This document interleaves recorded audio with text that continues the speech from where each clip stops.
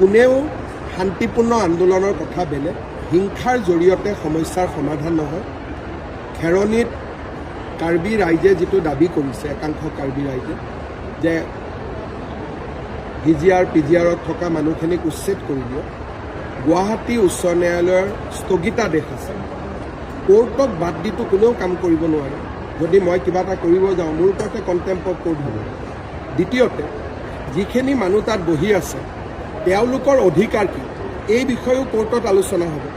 আনকি আমি ফৰেষ্টৰ পৰা যিমানবোৰ আজিলৈকে এভিকশ্যন কৰিছোঁ, হাইকোৰ্ট, সুপ্ৰিম কোৰ্ট দুবাৰ তিনিবাৰকৈ কেছ খেলাৰ পিছতহে, কোৰ্টে হাঁ বুলি কোৱাৰ পিছতহে আমি এভিকশ্যন কৰিছোঁ। বহুত সময়ত মানুহে মোক কয় ইয়াত কৰি দিয়ক, তাত কৰি দিয়ক, তেতিয়া মই কওঁ লাহে লাহে, কাৰণ আইন আৰু আদালতক উপেক্ষা কৰি কোনো চৰকাৰে কাম কৰিব নোৱাৰে। এভিকশ্যন কৰিম বুলি ক'লেওতো পুলিচে কৰিব নোৱাৰে, কাৰণ কণ্টেম্প অফ কোৰ্ট তেওঁলোকৰ ওপৰত লাগিব।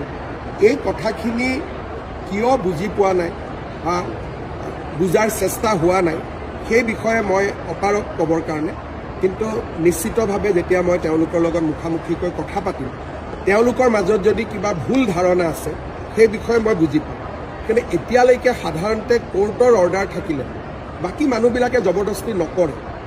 এই যোৱা দুদিনত হোৱা ঘটনাটো আমি চাব লাগিব, কিন্তু এতিয়া পৰিস্থিতি শান্তি হওক, তাৰ পিছত বিষয়টোৰ সম্পৰ্কে আমি পৰীক্ষা